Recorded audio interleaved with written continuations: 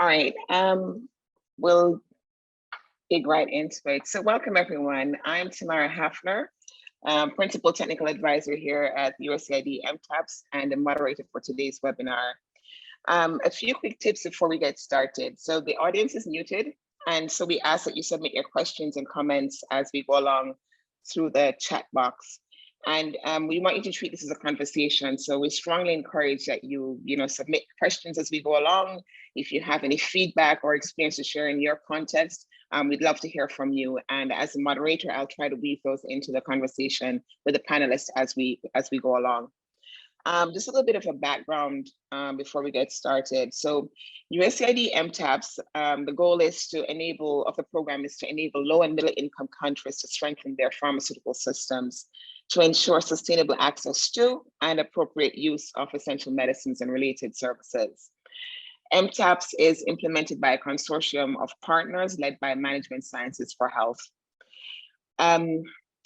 Any attempt to sustainably improve equitable access to quality pharmacy services must include strategic considerations of how to effectively leverage the retail drug outlets, specifically pharmacies and drug shops. These outlets are often the first or only point of contact for health services, particularly in rural areas in some low and middle income countries. And so with that in mind, MTaPS has spent the past month hosting a 5-part webinar series where we've been exploring the theme of advancing equitable access to quality pharmacy services through the private sector. Previously, if you haven't been able to join any of the 4 previous webinars, they're available online, and my colleague will post a link to those in the chat.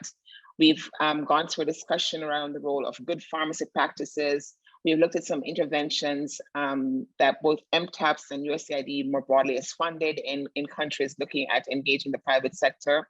We've talked a little bit about the financing of pharmacy services, and we've also looked at the role of innovation, looking at some of the emerging innovations around e-pharmacies, point of sale technologies that have been used to help improve both the service and the extent to which pharmacies are being integrated into provision of services in working with the government. So today's webinar is a final in our series, and I'm very excited about that for a variety of reasons. And we have a very experienced and exciting panel here today to kind of reflect on what we've covered so far and to kind of summarize and provide some global outlook as we move forward in thinking about advancing equitable access to quality pharmacy services. So on today's panel, we have Zahir Babar, who is Professor in Medicines and Healthcare at the University of Huddersfield, and also the editor-in-chief of the Journal of Pharmaceutical Policy and Practice. We have Richard Nisi, who is the Executive Director of the Ecumenical Pharmaceutical Network, Kofi Aboyage-Nyame, who is Program Director for our program here at USAID MTaPS. We have Alexis Leonard, who is the USAID Contracting Office Representative, lead for MTaPS program and Senior Health Systems Technical Advisor in the Office of Health Systems at USAID. And we have Linda Kusu, who is our Country Program Director at the USAID MTaPS Kenya office. So welcome everyone. We're sharing a brief bio of our panelists in the chat, so you can read a little bit more about each of the individuals featured on our panel today. So what to expect over the next, at this point, 83 minutes. Really, it's just going to be a conversation. We are going to have a discussion with the panelists featuring a series of questions. And we're asking, of course, that the audience participate by sharing their questions, comments, and feedback as we go along. And we will weave those into the conversation where relevant and where possible. And with that, we're going to get started. So, as I mentioned, this is the last in a series, the 5th of the 5-part series, looking at advancing equitable access to quality pharmacy services. And I thought it would be good to just start with the very basics, the very fundamentals. So Alexis, you will kick us off and tell us a little bit in the simplest terms, what does equitable access to pharmacy services mean? So what would you describe as some of the essential elements or dimensions of equitable access? Over to you, Alexis. Thanks so much, Tamara. First of all, I just want to say a quick thank you and good morning, good afternoon, evening to everyone that's attended, and congratulations for making it to the 5th of this series. I think I just wanted to remark that this is, I think, a really timely and important topic for us all to be discussing. Slowly, equity and health services is coming more and more to the forefront, and it is a critical part of USAID's vision for health system strengthening 2030. And I think, I know we often keep repeating over and over again what COVID has highlighted, but yet again, COVID has, I think, really highlighted that equity and health services and equity and pharmaceutical services as it's really come to the forefront as something that we all need to be focusing on. So thanks again, and for having us all here. So from the really basics, I think the definition alone kind of speaks to it.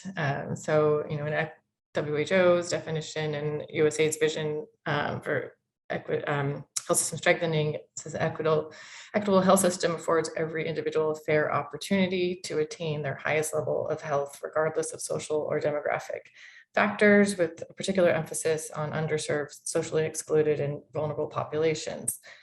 So I think, one thing that we're always really focusing on is the targeting toward the vulnerable and underserved. But, from the true basics is that we hope that everyone has access to these, every individual can access pharmaceutical services. So everyone, no matter where they are in the world and whatever their status is, health-wise, financially,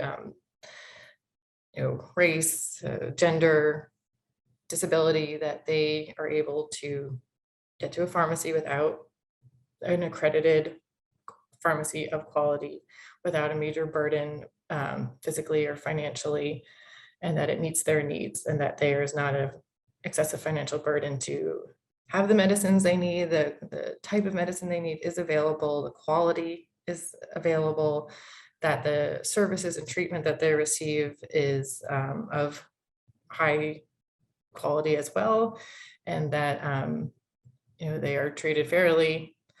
It does seem like a lot, but at the same time, it's not asking too much, or we hope it isn't. And that to not have a major burden to receive all of these just basic services. I think we often say that access is the physical access is a key piece, but then making sure once you get there that you have that the drug that you need is of the quality you need, that the person that's working with you is treating you well, but so it's essentially, yes, that's it. It's it's very basic, but at the same time, it's harder to achieve than you think, and hence why we're having this discussion and getting at all the aspects, as you've done over the past few webinars, about the financial aspect of it, there's different approaches, and the behavior change piece of it, the quality of services. So there are all these different areas that need to be addressed to yet achieve this simple yet complex approach to receiving equitable services and pharmaceutical services at that, that you're not being overprescribed, that you're not being forced to buy something that you really don't need, that you're getting the full amount of, that there's not just 2 pills versus the full. So well, I think we'll probably get into those little, you've already addressed some of those details, but more of it. But I'll leave it at that for the moment. And I'm happy to have others add if they want. Sure, thank you, Alexis. And as Alexis mentioned, we've touched on different pieces of this throughout the webinar series, of course, looking at the various dimensions when we think about equity, around gender, geography, socioeconomic status, all these different pieces, underrepresented groups, and that of course varies depending on the context, how we define those groups. But with that as a bit of a background, I want us to spend a little time thinking about what we see as some of the major gaps in terms of equitable access to quality pharmacy services. So, what are some of the major pain points for the population with respect to accessing quality services? And how do we see these pain points differing between different segments of the population? Of course, with a specific focus here on, the rural and the urban poor. So, Kofi, you want to kick us off on that? Thanks, Tamara, and I also want to thank you all, thank everybody for participating, for making this happen. Indeed, yes, this discussion is really up at this time when we need to make sure that everybody get access to what they need. But when we're looking at the pain points, when we're looking at what we see as the equitable gaps to equitable access, I think Alexis has already referred to them. For me, I still go back to the major issues or the 4 A's that we go through. Number one, the location of service providers. In the rural areas, we do have access to some products, but there is a gap to the actual services that get related to the product. Yes, so the pharmacists are supposed to be the one providing the services. They are located in the urban areas. They don't have any oversight to the rural areas. And so yes, the actual access to the qualified professional is a major gap to the bigger population that needs access to pharmaceutical services. And so whether you are going into a clinic owned by the government or something that is owned by the private sector, the question is, do you really see the service provider who can give you the services that you need? And that's one of the major gaps that we have. The second piece really is about the quality of the product, which we've already talked about in several aspects of it. We find out that some of the service providers do not necessarily have access to quality products. And so that becomes a major gap. So you go in here, but you are still not getting the quality of the product that you get.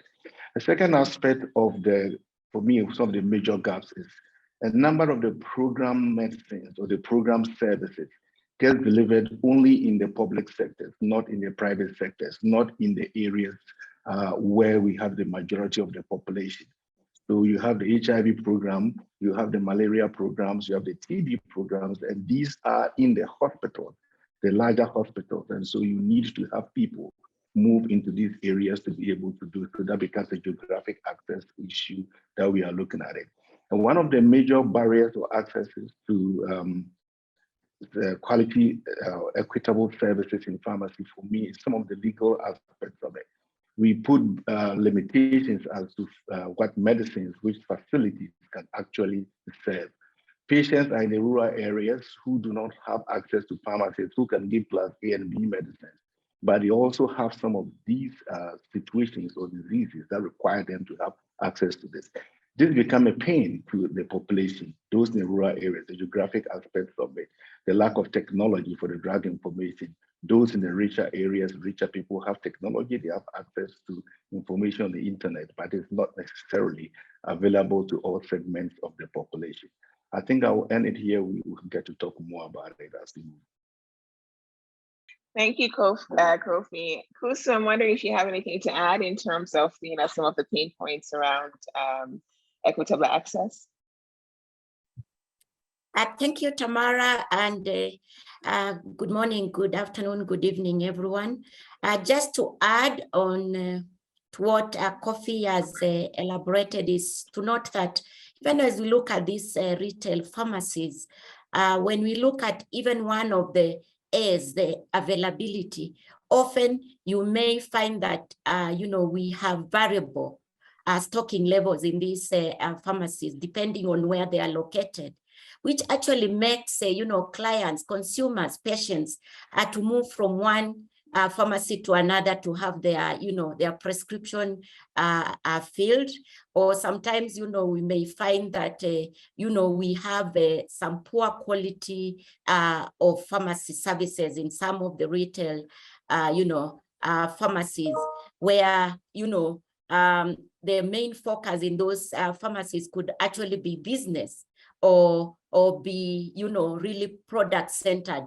but not going beyond the product and focusing on the patient-centered approach, promoting good dispensing practices, medication use counseling, ensuring the patients understand, ensuring they understand what else the patients are suffering from, and really directing pharmaceutical care and patient-centered care, again, promoting the quality of the service they get out of those pharmacies and ensure that we have good treatment or health outcomes.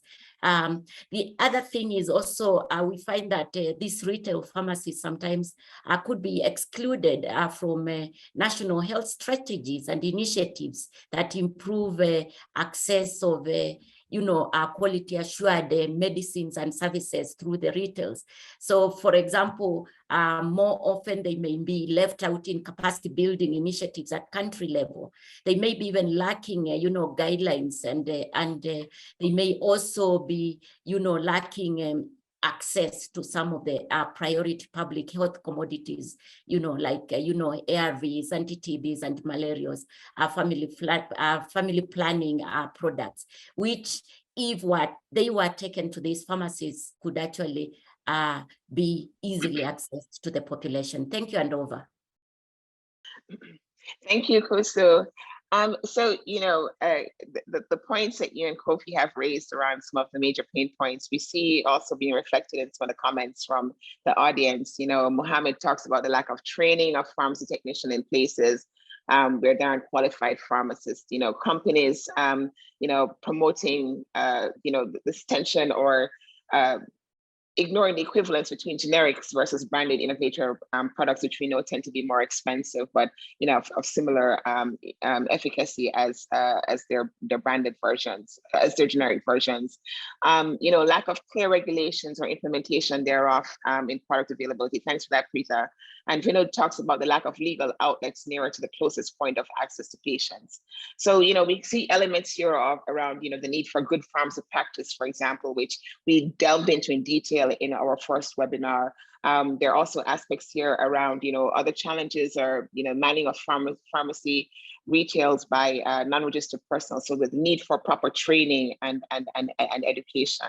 But I think one of the other points that underpins a lot of this is for us to make any progress in, addressing issues around equitable access, we need to have it's critical to understand the local landscape. So, and it varies for each country, of course. So we need an understanding with respect to the different types of outlets, their market share, who they're serving, and their level of accessibility for different segments of the population in different areas of the country. And so it's really important to have some of this information to help guide, our interventions. So thinking a little bit more about that, we want to focus now specifically on the private sector. So, community pharmacies, drug shops. So how's the private sector being leveraged? And this is for you, Zahir and Richard. How's the private sector being leveraged to address some of these gaps that have been highlighted by the audience and also Kofi and Kusu?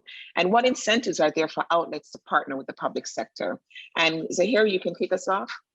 Over. Yeah, thank you so much, Tamara, for actually being part of this. I think this is brilliant discussion, and part of the discussion is that how do we support community pharmacies in low and middle income countries actually to promote access to pharmacy services and access to medicines as well. So the way I look at this whole discussion is basically around two specific things. One is, of course, where we see the role of the organizations. For example, it could be public sector, which is actually supporting, so in which legislation or public support is important to empower community pharmacies or private sector retail pharmacies. So this support could come from the public sector, this could come from NGO sector, or this could come from national organization. I think the second part is perhaps where you could empower community pharmacies or by actually capacity building. So there are some pharmacy services which you cannot really deliver if the pharmacists are not adequately trained. And we have seen in Africa, for example, there's a PATH program in which there is reproductive health, in which the pharmacists are being, empowered, or in Vietnam as well, we have tuberculosis and malaria and things like that, where they're being, sort of empowered. the barriers which could be, because the pharmacist in many of these countries, the drug shops or pharmacies, they are not being, majority of them are not being considered credible by the people or by the public. So I think that's kind of another major challenge, which I see is quite important to rectify. But I think that empowering pharmacists is a major challenge. We see that there is a support from the public sector, whether it's from the government sector or whether we see some support through public-private partnership programs, whether it's through NGO sector or whether it's third-party sector.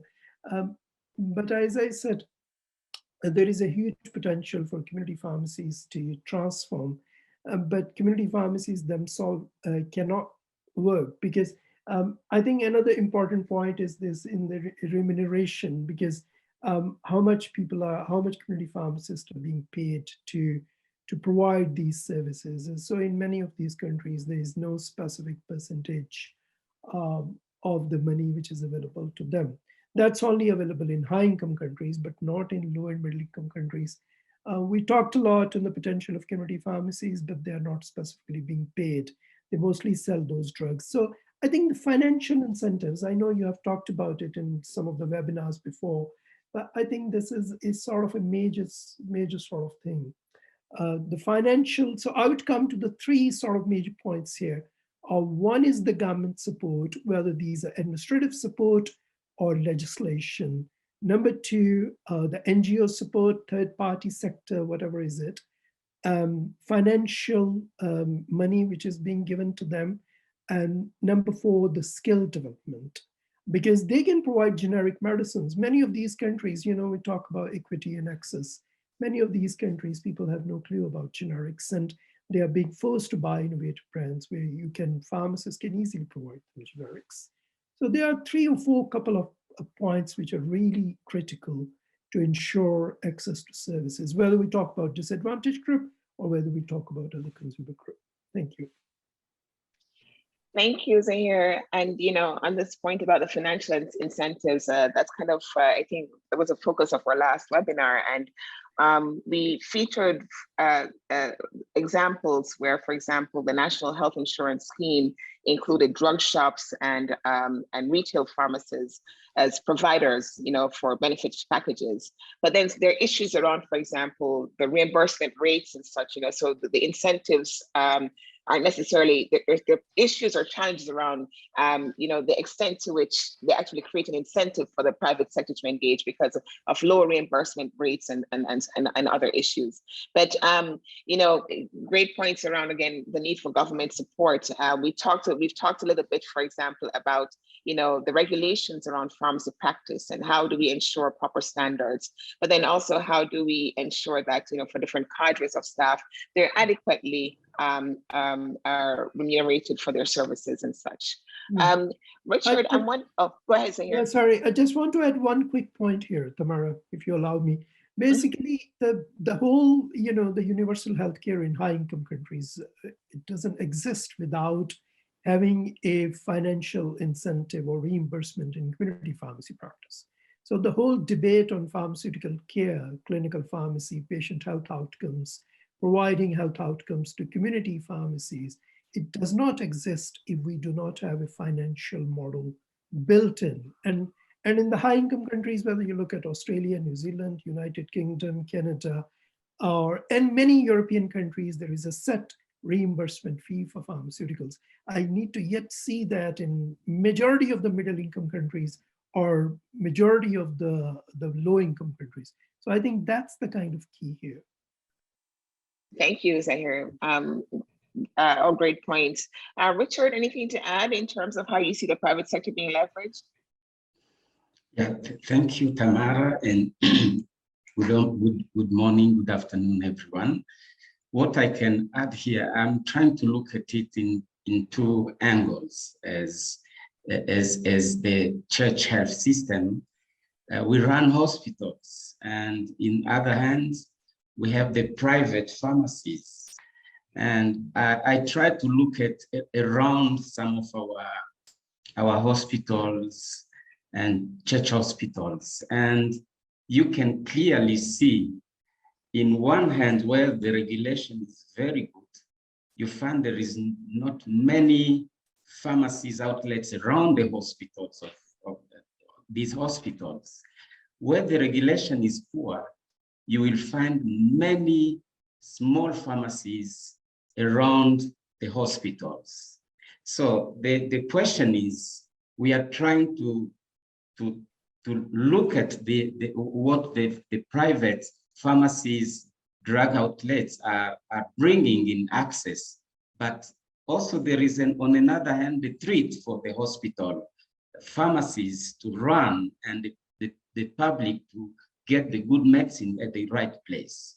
So I want to say in this that regulation is very, very important at one instance, because regulation would help to balance having good pharmacies at the right place.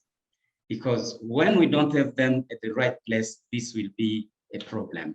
Secondly, in the rural area and underserved spaces, one of the things which I feel necessary is that they need to be accompanied by the regulator. And the accompaniment is very, very important also. And I think looking at the past webinars, the experience of Uganda, the regulation and the GPP standards are there, but how do we adapt them to the local situation so that we don't close those who are not meeting all the GPP standards, but we help them improve.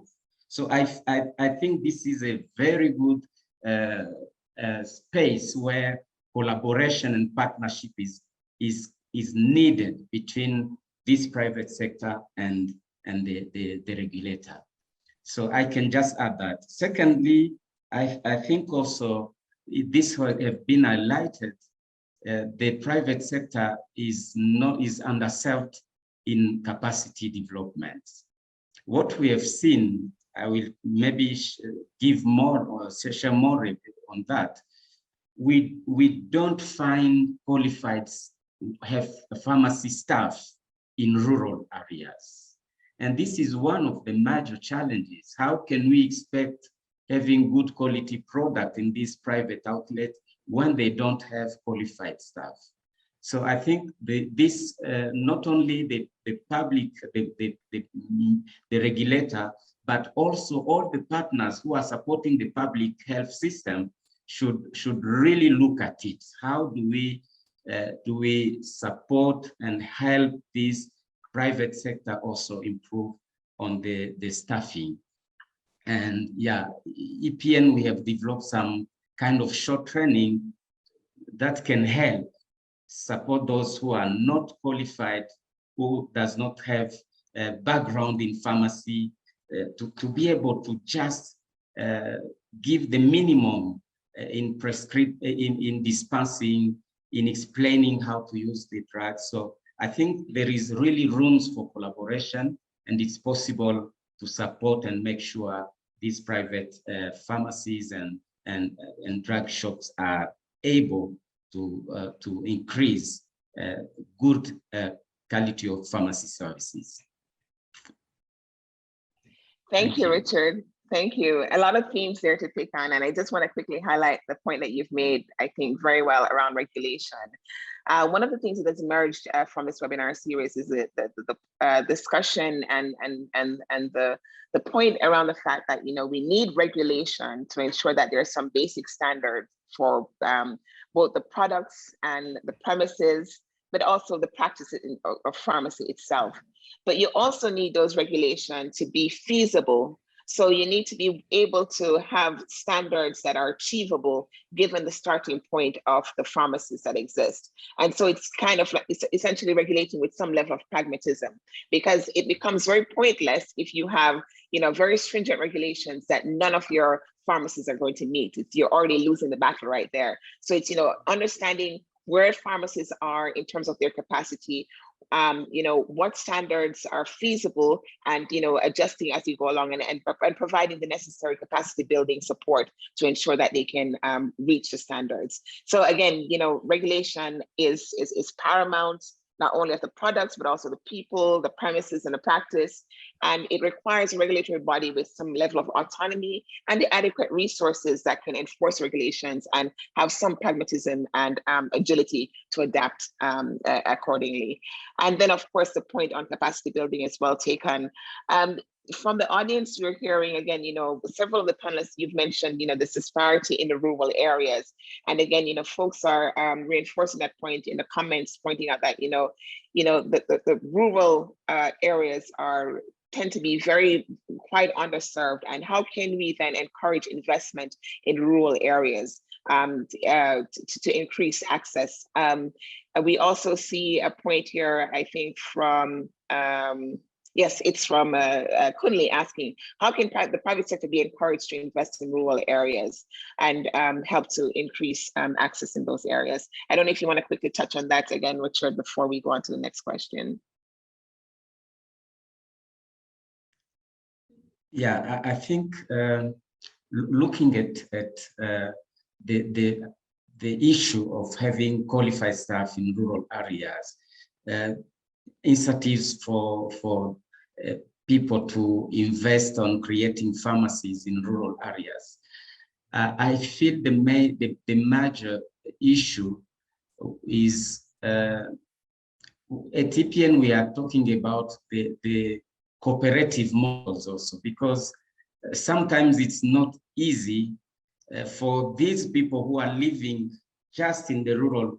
It's easy for someone living in rural area to invest in rural area, but it's very difficult for someone living far from the rural to leave the main city and go to invest in the rural area. So I feel it's really interesting if we can have cooperative models in which we bring these people together so that they can create this kind of small drug shops, but making sure they are also supported and accompanied by the regulator to make it work. And in another hand, as I was saying before, I feel like regulation is also necessary to help this business run well. And how? Because when those opening pharmacies are not meeting the minimum standard of distance between one to another, then we'll have two shops at the same place, and all of them are not doing well the business, and at the end they all close because there is no clear space which allow them to walk easily in the space. So I feel the regulation is really necessary, but also there is a need to support the opening of these small drug shops. But also another issue we have found, we have too many pharmacists without jobs and qualified staff, but they don't have jobs. They are qualified to run pharmacies. And I think this is also a way we can support if they can be supported to open those shops. But when you come with the funding, you can also guide them where to go to install those shops in rural areas. So if we have fundings to help creating those shops, I think we can easily have qualified staff willing to go and implement those shops in underserved areas. So we need to support these options.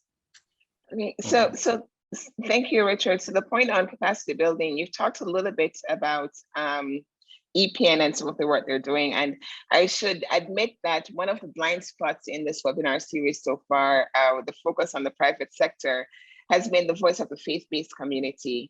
And so, as many of you know, faith-based organizations are a major provider of health and pharmacy services in low and middle income countries, particularly in rural areas. So Richard, I wonder if you can just briefly tell us a little bit about the Ecumenical Pharmaceutical Network. What are some of the critical pain points being addressed through, with respect to pharmacy service quality? And what are some specific equity outcomes that you can point to, among the members in your network and the work that they're doing? Over. Yeah, the EPN is a network, a Christian non-for-profit network of over 131 members. And most of our members are Christian health associations and drug supply organizations. Actually, we have in the network 18 drug supply organizations, church drug supply organizations, but also 31 Christian health associations. And what EPN do is to support these church and church health systems to provide just and compassionate pharmaceutical services. One of our mandates is to link them to the global platform, to advocate for the church health system, to strengthen the health system, especially in those regions where there are few resources. And also we help them develop their own systems for efficient and effective pharmaceutical services. Capacity building is part of that, because being located in rural areas where there is not enough qualified staff, we work in order to build their capacities. So some of the critical pain points in respect to the pharmacy services we have seen and which we are addressing. The one is, as we said, we address the lack of well-trained workforce. And what do? It's not easy to retain qualified staff, but we try to make sure we give the possibility to those who are already working in the facilities to be trained. So we have two programs. One, we provide for those who are not trained, we provide scholarships so that they can also take the diploma program, 3 years trainings. Some other, even we select them to take degree programs in pharmaceutical sciences, so that when they are taking those courses, they are also coming back in the facilities and sharing experience with the staff, remaining staff with less qualifications.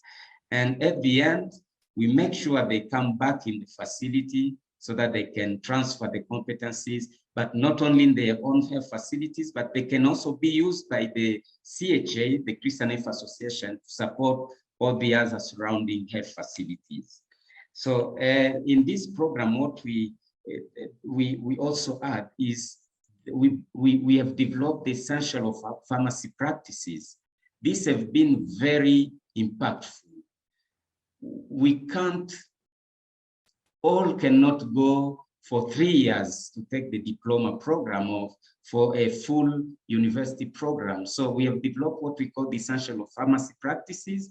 And these are 12 weeks courses, which we try to provide to those who are not qualified. And after this, what they do, they make their own plan. They assess their own system. What are the gaps? What are the limitations? And they make a plan. And we have very good success story of the impact of this in the church health systems. So you can see it clearly how when we have trained people, there is also clear improvement in terms of availability, in terms of good dispensing, in terms of rational use of drugs, even the wastage of drug, the expiration of product, all these are really improved. Yeah. Okay. On the other hand, yeah. Richard, sorry, I'm going to have to cut you off just because I'm mindful of the time. But thanks for providing that very good overview of EPN and some of the work that's being done by the Christian health, different Christian health associations. I quickly want to move forward a little bit because we've talked, this theme has emerged as well. You know, we started out the series actually looking at good pharmacy practice. And so Kusu, I'm wondering if you can just quickly in 2 minutes or so, reflect on the centrality of good pharmacy practice in ensuring equitable access to pharmacy services. So what does good look like, and what would you describe as essential dimensions or components of good pharmacy practice? Over to you, Kusu. Thank you very much, Tamara. And really, good pharmacy practice is a must if we have to ensure equitable access to pharmacy services and, of course, the health services at our retail outlets.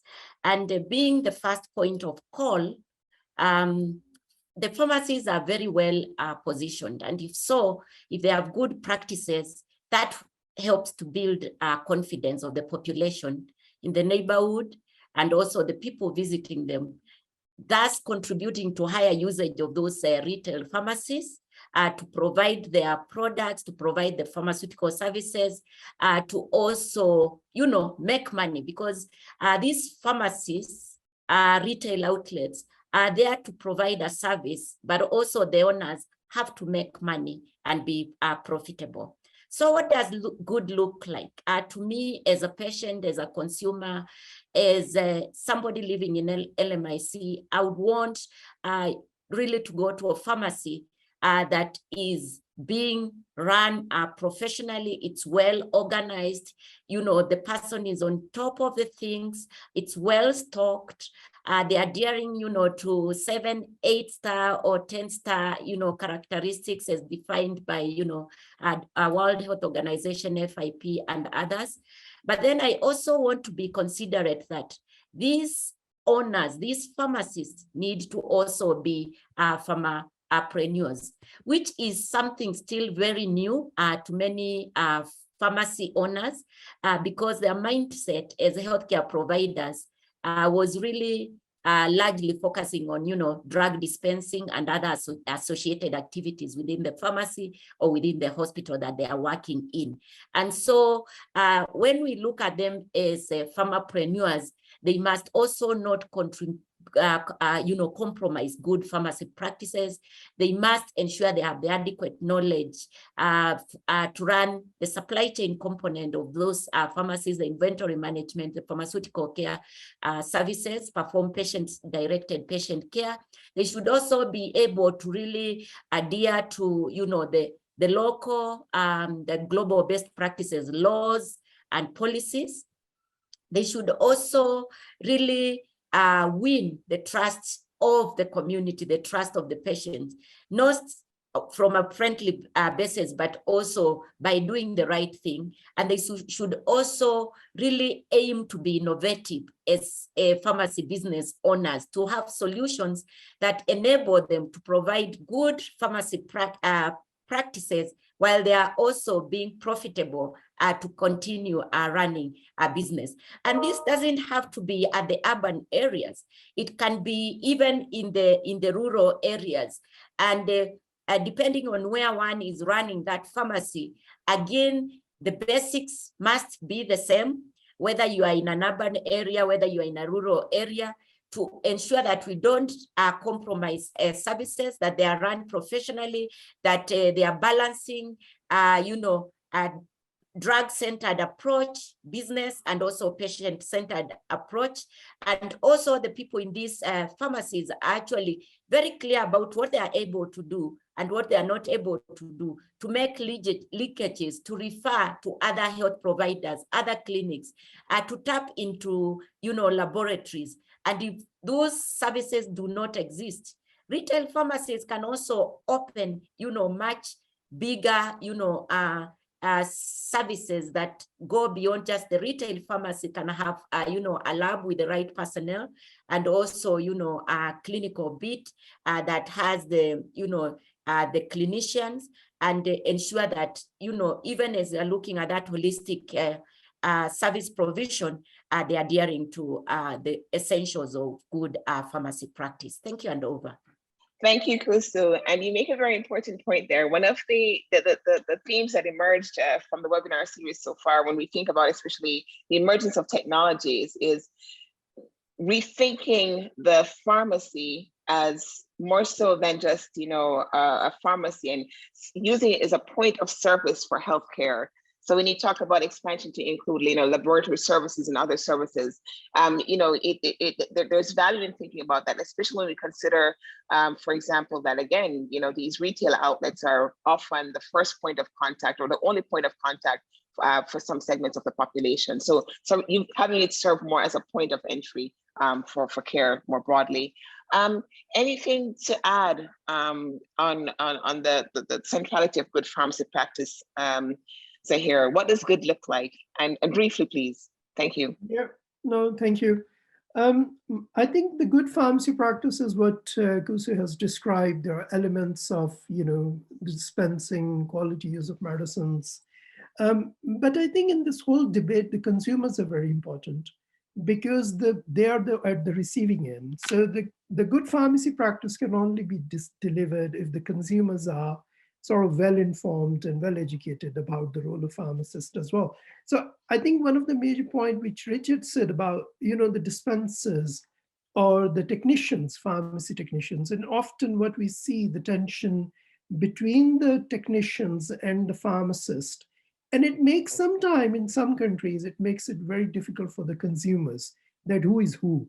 So I think that's the kind of a barrier in delivering good pharmacy practice, because when you have a university graduate who are pharmacists and when you have people who are not, university graduates. So I think these are some of the elements of good pharmacy practice. Another point is you would see that, the things which Kusu has mentioned about the laboratories and things, and the pharmacist needs to be, adequately educated, or they need to have a skill set.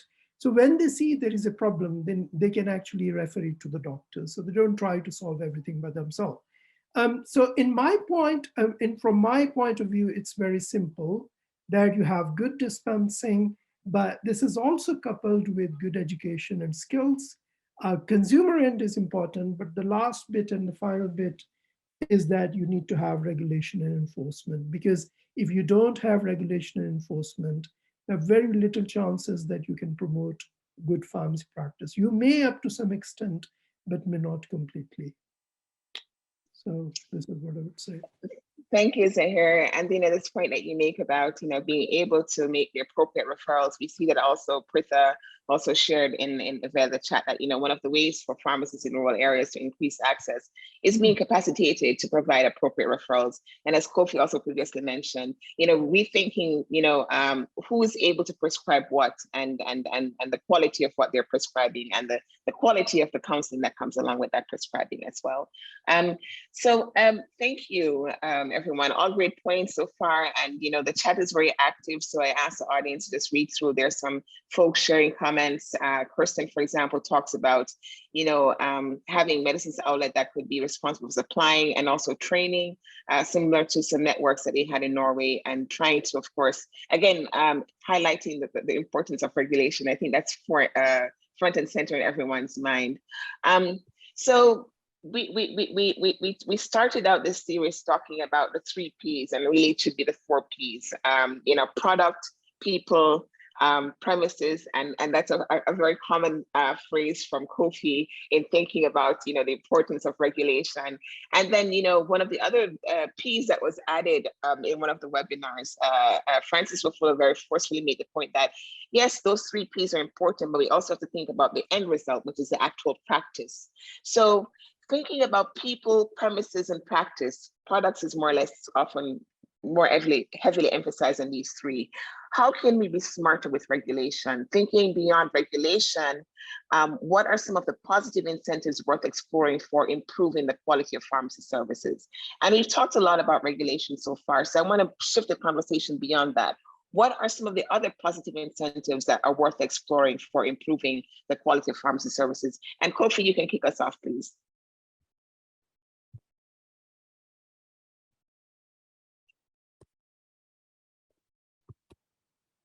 Kofi? I think Kofi is having network issues, or you're unfrozen. Over to you, Kofi. Right, thank you so much. Sorry about my network issues, but yes, we've talked a lot about regulation. All right, we can have smart regulation, effective regulation if there's capacity for regulation. Can you hear me now? Yes, if there's capacity for regulation, indeed, as you noted, there is a lot of support for product regulation, but very, very, very little support for practice regulation. And so if we don't put a focus on that, whatever we're saying is not going to work. When we come to incentives, first and foremost, and Kusu referred to this, we do have to remember private pharmacies are business. And so yes, asking them to go to the rural areas, who is going to buy from them, quote unquote? How are they going to sustain their businesses? And so we need proper incentives for them to be able to go there and do the job. So we need to start looking at it from the perspective of how do you provide access to capital to these organizations? Are we going to start looking at chains and franchises and what is going to be the effect on lowering the cost and the practice, and who is going to do them? Are we going to look at group purchasing organizations like MedSource that can reduce the cost of doing business for some of these private sector organizations? How are we paying for the services? If we are going to ask pharmacists and pharmacies and drug shops to provide some other services, they make money from selling products, not necessarily being paid for treatment or for advice. We need to change some of these things to give them the incentives. If I want to establish in the rural areas, am I going to pay lower fees? Or am I going to pay the same fees that somebody in the urban area is paying? Are we going to give tax incentives? Is the insurance scheme paying on time, making reimbursements on time? So we need some of these things. We need to provide the training. We need to provide access to some of these resources. But bottom line, if these organizations, if these shops, if these services in the rural areas do not make money, do not make a profit, they are not going to go there. Currently, you find a head teacher or the head pastor or somebody, the chief, being made the drugstore because he's probably the most knowledgeable person in the village. And so we need to be very careful about some of these things. Yes, you can talk about them. Let's move into the rural areas. Let's move. It is not practical to move in the rural areas, especially if the regulator says you can only sell OTCs. How am I going to make money? So we need to figure out some of these things. So we need to be practical. We need to have holistic regulation, the same level of regulation for everybody. You know that clinics owned by doctors get a different treatment, and pharmacies owned by pharmacists get a different treatment, and drug shops get a different treatment. It needs to be an equitable playing field in regulation. If we don't put in the incentives, so we need to start looking at it from, Christine Meyer made a good point. If pharmacies are seen as overseers of services and they can oversee some drug outlets in the rural areas, they become together as franchises and groups. Maybe we'll be able to extend the services to the rural areas, but at this rate, we are going nowhere. Thank you. Thank you, Kofi. And I think the point on franchising touches a little bit on one of the ways we can address the issues around fragmentation, which can limit the reach of retailers. And the point is well taken, of course. We have to think about these pharmacies, their businesses, and what's the incentive for them to operate, particularly in rural areas. I'm wondering if, Alexis, you have anything to add in terms of positive incentives that are worth exploring for improving the quality of pharmacy services? Sure, I'll try. There have been so many amazing points that my mind is now going in a bunch of different directions, but thank you there's been some great discussion. So maybe take a tiny step back for a moment where we also, a lot of what we've discussed, especially the past 4 webinars, have been kind of very from the supply side area of pharmaceutical services, and regulatory being definitely one piece of that. And so I definitely appreciate us pulling back from that a little bit and trying to discuss some of the other structures and other things that we can look into. I think we need to make sure that the governance structure is very participatory and that there's social accountability integrated into it as well. And that we are looking at the behavioral approaches. This whole series is about equity. So ensuring that the behavior change piece is also always a part of it and integrated into what the pharmacists and the delivery side and the receiving side, which can often be a barrier and a gap. So making sure there's kind of some incentivization built into how you're providing your services, and that is not just around making sure that you get medicines out and that you receive, that you paid for them. We've seen, I think, at different forms of incentivization, from performance-based financing to others, that can sometimes be perverse. So I guess from the reverse side of making sure that we're not just incentivizing just providing medicines, making sure that we're providing the right ones, the quality ones, and that you're not just the providers are not just administering medicines just because they can get reimbursed for X medicine, or that they're ticking off a box. And we want to ensure that they're ticking off the right box and the right medicine, and that the patient actually needs it. So I think we've seen that a lot, and just making sure, I mean, I guess it's a lot to absorb, obviously, but that we don't silo things too much, that we're trying to build more and more of an integrated approach. I think others have touched upon that we can have the malaria side and the TB side and the side about it. They're all, the type of service provision should in a sense be the same. We're trying to provide quality and equity and make sure that it's affordable. So it shouldn't be whether it's a malaria medicine or a test or a TB, vice versa, and making sure the guidelines are available, understandable, easily followed. Even here, in the US, we've seen rural doesn't, a lot of folks do not want to work in the rural areas. It is not as exciting either. And so trying to build incentives into the universities and the pharmacies, training courses of, maybe a mentoring requirement, or requirement where you're paid better, or in the rural areas, are there other incentives, or that there's kind of a service aspect where you're required to work in the rural area for X amount of months or years, and integrated with a scholarship kind of piece of it. I know there's a lot of that going on here, as we often, the rural is very underserved as well. So but you have to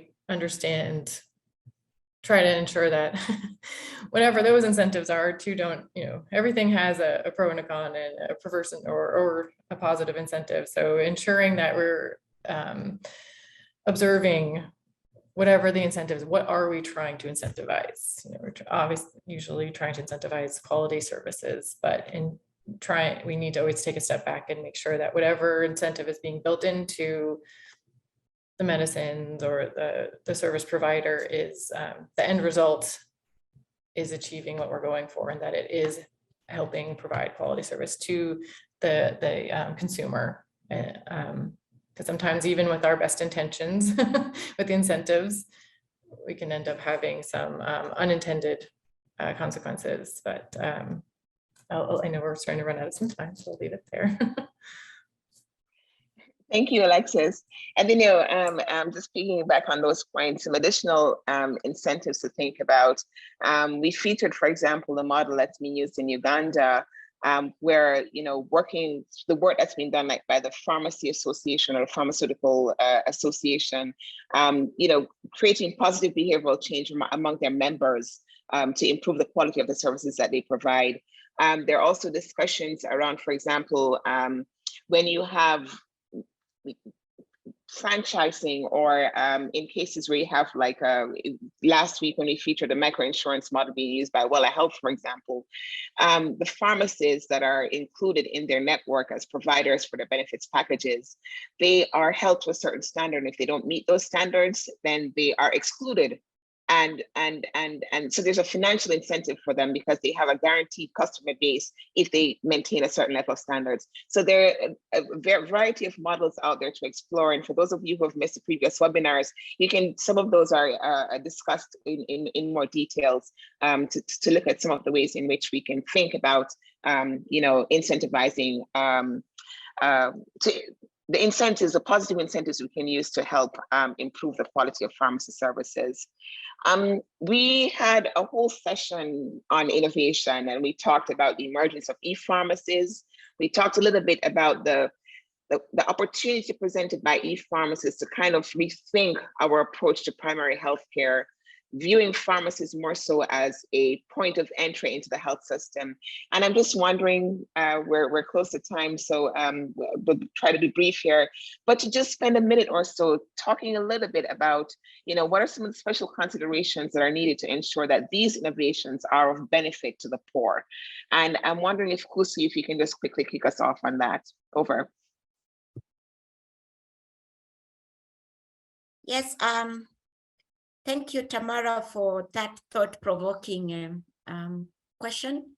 And looking at, innovation, e-pharmacies, I think we have to be supportive of e-pharmacies, but we need to also make some considerations in terms of even, really balancing the business and the actual practices and the service provision to the clients, to the patients. And there's need to really develop good models for regulation that would actually cover e-pharmacies. For example, with clear definition of the scope of e-pharmacy business, what can be prescribed, what can be sold, how do we ensure that e-pharmacies are not abusing the opportunity to provide services and commodities, that there is adequate regulation of these e-pharmacies, that even the distribution points, the premises are legal, they've been properly registered and are well regulated.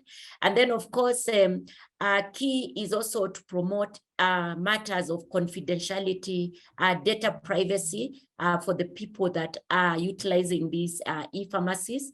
We also want to balance between, distribution, providing the product, but also going further to ensure that we are promoting good pharmacy practices. There is also opportunity to talk to these patients, to talk to these clients, to counsel them, to provide more information about medicines.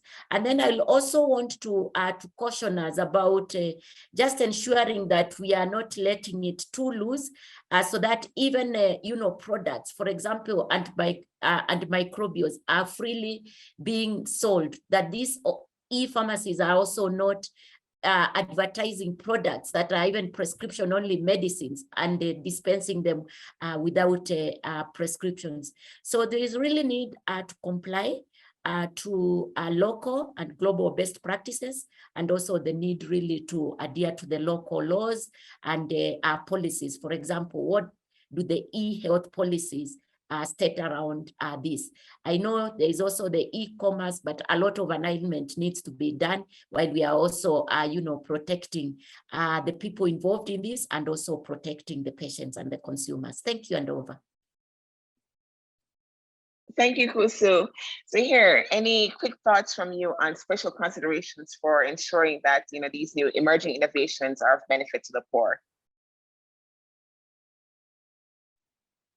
Thank you, Tamara. Emerging innovations, to me, the most important thing is to have baseline pharmaceutical services. And I think in many low and middle income countries, we are struggling to establish basic good pharmacy practice. This is my understanding. Where we see the success, for example, the pharmaceutical network, Pharmaceutical network, or the Christian organizations where you have these specific programs or innovations, I see as a case studies, and these case studies are very effective, I think, across Africa.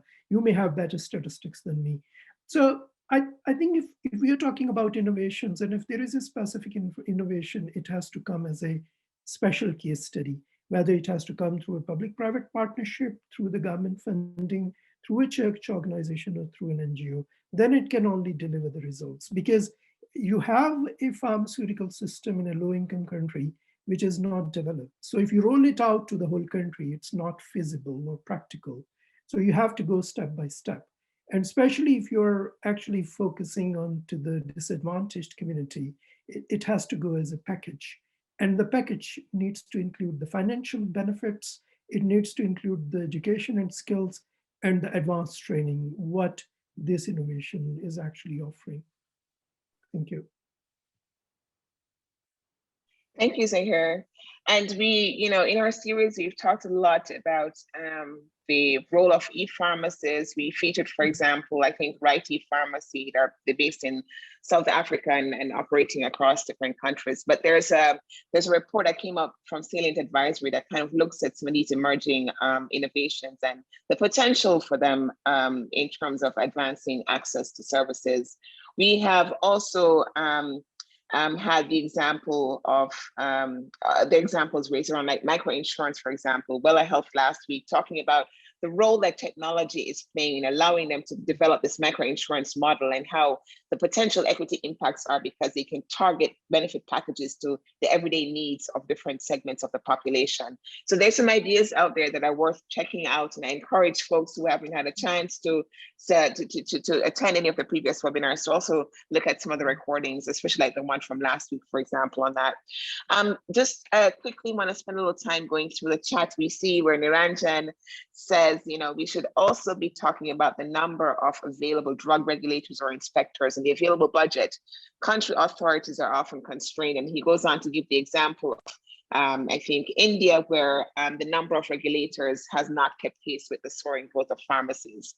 And one of the things that we have again underscored in this webinar series is the importance of regulation, but also the fact that in order for regulation to serve its purpose, you need to have a regulatory authorities that have some level of autonomy and are well resourced, so have the adequate staff and adequate resources to do the premises inspection. And also you need some collaboration with, in many countries where you have the practice being, standards being set by the Pharmacy Association, where there's some collaboration between the regulatory authority and the Pharmacy Association to ensure that you can there's some tooth involved as well, or some actual enforcement. And we saw that very clearly in the case of Uganda. Again, that was featured, I think, in the very first webinar. And then there's some other comments in chat, and they ask folks, comments in the chat, and some examples that are shared by different audience members, so you can check those out as well. So one of the other themes, and you can see here that we're just kind of briefly touching on each of the themes that we've covered so far. We've talked a lot about financing of pharmacy services. And I want to just quickly spend about 5 minutes just quickly talking about, what are some of the successful financing models or other relevant policy responses governments have pursued to help address the issue of affordability? Because as we know, among the 4 A's in terms of access, affordability is a big one. And some of you have already talked about, for example, something as simple as generic substitution, how that is not adequately promoted and has huge benefit savings for the population. So Richard, if you could just kick us off very briefly, no more than 2 minutes, please. What are some of the successful financing models or other relevant policy responses governments have pursued to help address the issue of affordability? And what financial incentives do these models create for retail drug outlets? Over to you, Richard. I would like to highlight that just one kind of success financing model, which I envision looking at the church system. One, I think, is the agreement which is in place between the government and the church system. This really support the church system have good quality services, but also reduce costs, because the supply system sometimes is getting some tax exemptions, which at the end benefit the end user of medicines. So this kind of collaboration, partnership with government, which make set up a clear framework of collaboration. Whatever we supply, our drug supply organization buy to distribute in the church system, benefit from some tax exemption, and this also impact the cost of product at the end. Secondly, I think in our perspective, we saw that many of these drug shop pharmacies, hospital pharmacies are struggling to get good medicines because the wholesalers are very far from the rural area. So I think one other aspect which can help really in financing these small pharmacies is also to push wholesalers to be in the very short distance from those surrounding facilities. So I think this can also be one of the ways. That's why in our church system, we are trying to push to have secondary warehouses where those who are far first pharmacies who are far from the big cities can also easily come. You reduce logistic costs. These logistic costs also will impact the final price of the product. So I take it in that perspective. I know the last webinar talked about other financing models. Maybe colleagues will also add on that. Over. Thank you, Richard. Kofi, you have a quick comment on the regulation of e-pharmacies, and maybe you can just quickly touch on some of the financing models. Over to you.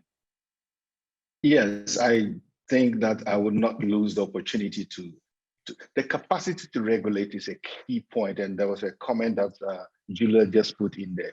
We're having it difficult to regulate brick and mortar. Now we are going online.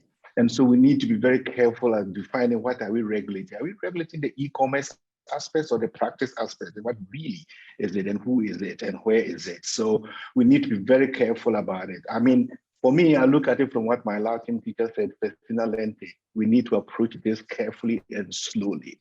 E-commerce is good, but it's the practice side that we need to be careful. Is it going to be Amazon style? How are we going to ensure that, as Kusu said, the services are there? Ghana is doing it at one of the seminars. They were being praised for what is happening. I'm concerned about the role, the way it is being done, because you don't want a regulator to become a practitioner in it. The regulator getting too far involved. We need to be careful about over-regulation. Now, coming to the financing aspects that we just mentioned, I think two things that I would mention for now, for the interest of time. Appropriate pharmacy benefit schemes have been put in place in some countries, but they need to be worked out properly so that the vulnerable population can be targeted. So what benefit schemes, what packages, how are the packages reimbursed, what is the cost, and who is managing that, and ensuring that it is equitable to who gets it. Unfortunate piece is that a lot of health insurance schemes do not pay adequate attention to the pharmacy benefit aspects of it, and it is normally not managed appropriately. And so paying particular attention to what is a pharmacy benefit scheme as part of a national health insurance scheme is very key. Premier contracting have been used in some countries now to reduce the cost of the commodities that go into the public sector. We haven't seen a lot of financing designs that affect the private sector outlets. And so we need to be looking at how to use some of the private sector outlets for some of the public health programs that are impacted or that these financing schemes affect. I'll stop there for now. Thank you. Thank you, Kofi. Kusu, anything to add in terms of financial models? Yes, thank you, Tamara. Just a few points. I think it's important to consider if we can have a exemption from taxation for pharmaceutical products. And also now as we look at locally manufactured products, if there can be better taxation for the inputs to pharmaceutical manufacturing. And also, just to ensure that, the products that are manufactured locally are also cheaper, cost effective. Often we found products coming that are coming from outside, imported products tend to be cheaper because of the, the costly way of local production. The other thing I would say is really promoting pooled procurement initiatives where it's possible. That again makes the pharmacies to access cheaper products, and they can also translate and pass on those cheaper products to their patients. Also pushing for generic prescribing across board. I think we'll also protect our clients, our patients, because we tend to see a lot more of a branded prescribing and branded dispensing. And I think last but not least is really if we could also have easy access to credit financing by the retail outlets, and also them getting enlisted with the insurance schemes, insurance providers, so that then they're also assured of market to again boost their business side of things. Thank you, and over. Thank you, Kusu. So lots of themes there, lots of ideas there, for example, around, pooling, so you're addressing the issue of fragmentation and gaining economies of scale, and the related cost savings and some other ideas there. We're kind of getting down to the wire, so I want to give each of the panelists a chance to quickly reflect and share with us their thoughts on we've been talking about enhancing equitable access to quality pharmacy services for, well, now this is the 5th in the series, right? So if you had to identify, say, 2 critical elements for enhancing equitable access, what would they be and why? And please keep your responses to 2 minutes. And we will start with you, Alexis. Great, I'll try to be quick. I think one key area, whether private or public, honestly, is ensuring that we are taking a systems approach that is community and locally led and based. If the community is not integrally involved and we're not considering them and as the consumer and the provider here too, then it's whatever is built may not be sustainable, effective, and really serving the population as needed. So I think that is a key integral kind of whole approach. And another one that we haven't necessarily touched a lot upon is monitoring and data, making sure that that is available. And I think, Tamara, you know that very well from some of the work we've done in this area, that a lot of the data is lacking. And without that piece, we often might not be able to, and I think Zahir referred to this as also having just some baseline and knowing that what we have and how we can use that information. We can't necessarily serve the populations well, the providers or those being served with patients without understanding what's happening and making sure that we have that, the monitoring for the quality piece, but also from the data perspective piece and how to then use that effectively, and not just have data to have data, but have the data to use it and apply it as best to serve the population equitably and know where we might need to shift our services in order to reach those underserved best. Hopefully that's under 2 minutes. Thank you, Alexis. Zahir, over to you. Okay, thank you, Tamara. I think I'm going to mention 4, but I'm going to do it in 1 minute, so that's fine. I think the points I have is the regulation and enforcement together to empower pharmacy services. The second one is financial, because even in very rich middle-income countries, I can give you the example of Malaysia, there is no remuneration for pharmacists, though it's a very rich country. So there are lots and lots of countries, very rich countries with very established healthcare system, but no remuneration for pharmacists, which is a downside, whether you want to innovate pharmacy services or not. So regulation, enforcement, financial incentive. The third point, which I'm going to say, is the consumer education, because at pharmacists, if they have to deliver the services, the consumer needs to be informed and need to educate the consumers and well aware. Number 4, perhaps, is the pharmacist education and skills. So I would say these are the 4 kind of important things if we want to deliver quality pharmacy services. I also believe that, just the last point, I also believe that the product side of it, the good quality pharmacy or pharmaceuticals, that's the role of regulatory authority. Pharmacists, community pharmacists may be less involved. It's at the central regulatory authority which can enhance and strengthen that. So just that last bit. Thank you.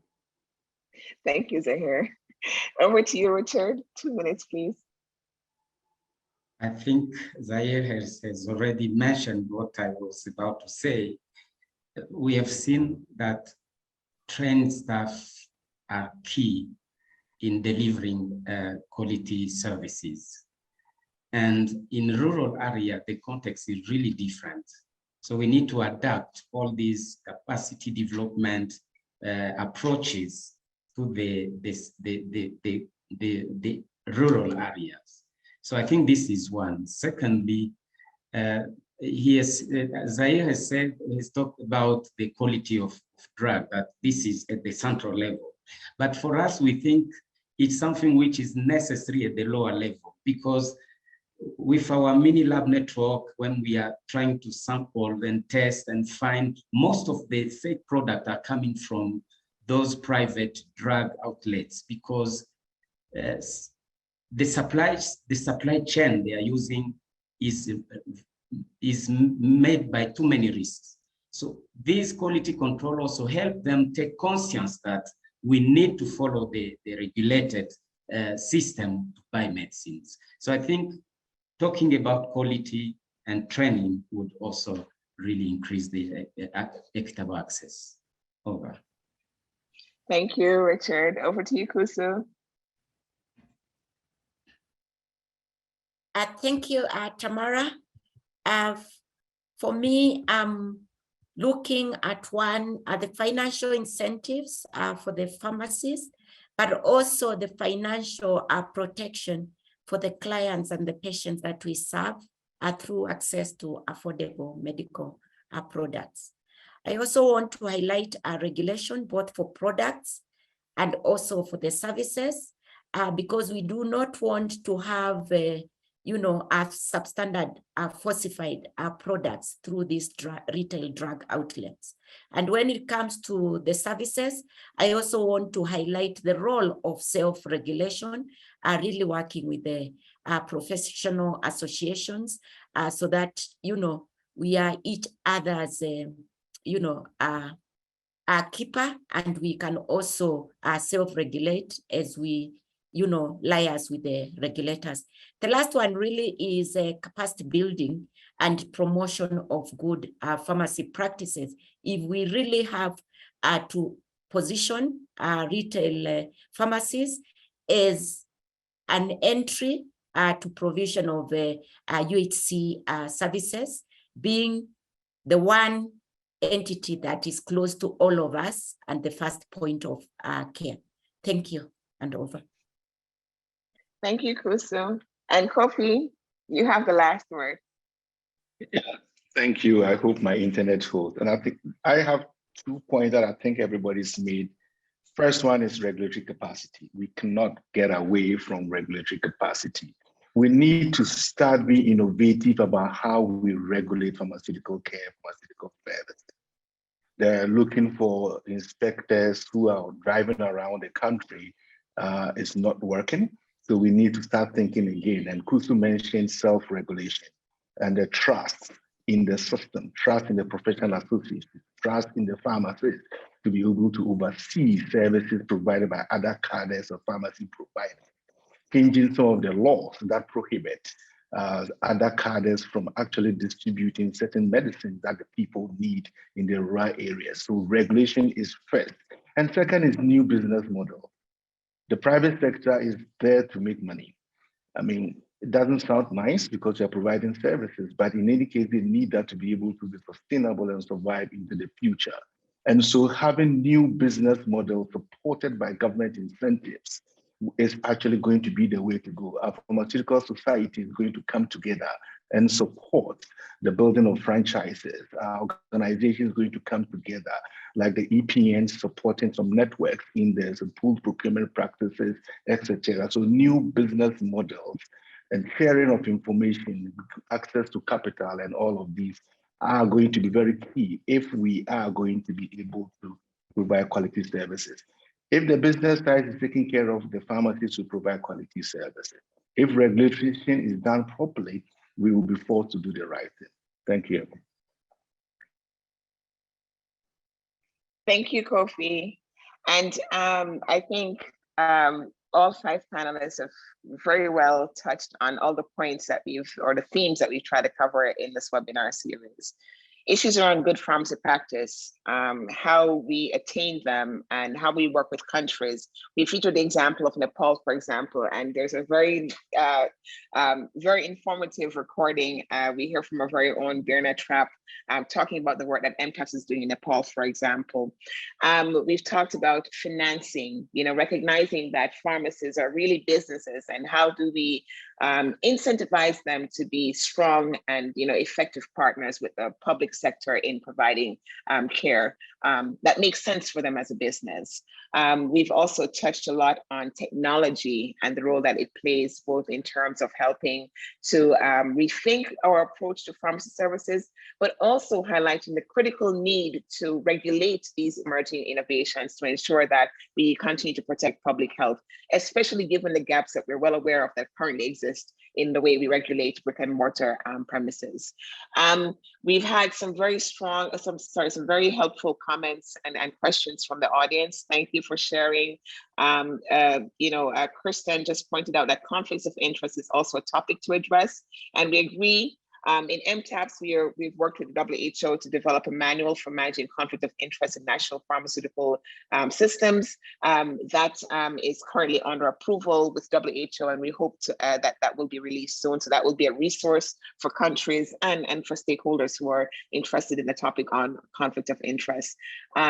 Thanks everyone again for your attention. And like I said, if you haven't had a chance, we have recordings of all the previous 4 webinars that you can check out on our website. My colleague has posted a link. And special thanks to our panelists for a very engaging and very insightful discussion today. Take good care, everyone, and stay well. And thanks for your attention. Bye-bye.